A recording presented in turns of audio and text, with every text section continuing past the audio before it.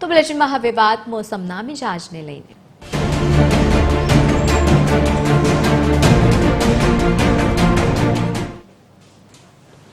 રાજ્યભરમાં ગરમી અત્યારે શરૂઆત થઈ રહી છે। ગરમીની ઠંડીની વિદાય સાથે ગરમીનો અનુભવ લોકો કરી રહ્યા છે। આગામી સમયમાં તાપમાનમાં 2 ડિગ્રીનો વધારો અને ઘટાડો બંને નોંધાઈ શકે છે। હવામાન વિભાગે ફરી એકવાર આગાહી વ્યક્ત કરી છે।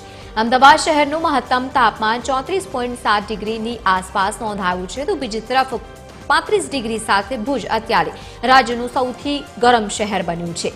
રાજકોટમાં 34.4 ડિગ્રી તાપમાન, જ્યારે સુરતમાં 31.6 ડિગ્રી તાપમાન નોંધાયું છે। ડીસામાં પણ 34 ડિગ્રી તાપમાન નોંધાયું છે।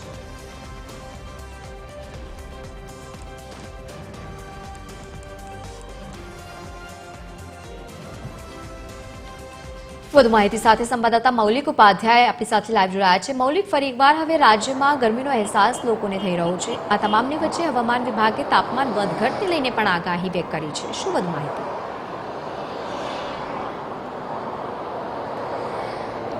બિલકુલ લવલીન, જે રીતે ઉત્તર પૂર્વના પવન છે તે ફૂંકાઈ રહ્યા છે ને તેના જ કારણે સવારે અને રાત્રે છે તે ઠંડીનો અહેસાસ છે તે રાજ્યવાસીઓ કરી રહ્યા છે। છેલ્લા 2 દિવસથી આ પ્રકારની પરિસ્થિતિ તેના કારણે છે તે જોવા મળી રહી છે। તાપમાનની વાત કરીએ તો ચોક્કસથી ધીમે ધીમે તાપમાન છે તેમાં વધારો થઈ રહ્યો છે। તેના કારણે ગરમી છે તેનું બપોરના સમયે રાજ્યવાસીઓ છે તેને સામનો કરવો પડે છે। રાજ્યની વાત કરીએ તો રાજ્યમાં સૌથી વધુ તાપમાન ભુજનું છે તે નોંધાયું હતું। 35 ડિગ્રી જેટલું તાપમાન છે તે નોંધાયું હતું, જ્યારે અમદાવાદનું મહત્તમ તાપમાન છે તે 34.7, રાજકોટનું 34.4, જ્યારે સુરતનું 31.6 જેટલું ડિગ્રી જેટલું તાપમાન છે તે નોંધાયું હતું।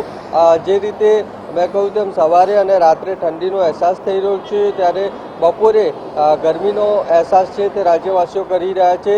આગામી 2 દિવસ સુધી જે મહત્તમ તાપમાન છે તેમાં ઘટાડો થશે, એટલે કે ગરમીથી આંશિક રાહત છે તે મળશે અને ત્યારબાદ ફરી એકવાર જે તાપમાનનો પારો છે તે ઉચકાશે ને તેના કારણે ગરમીનો સામનો છે તે રાજ્યવાસીએ કરવો પડશે। જી બિલકુલ મૌલિક, આભાર સમગ્ર માહિતી સાથે જોડાવા બદલ। તો રાજ્યમાં આવનારા સમયમાં તાપમાનમાં વધઘટ જોવા મળશે। જો કે મોટાભાગના વિસ્તારોની આપણે વાત કરીએ તો 30 ડિગ્રીની ઉપર તાપમાન નોંધાઈ રહ્યું છે।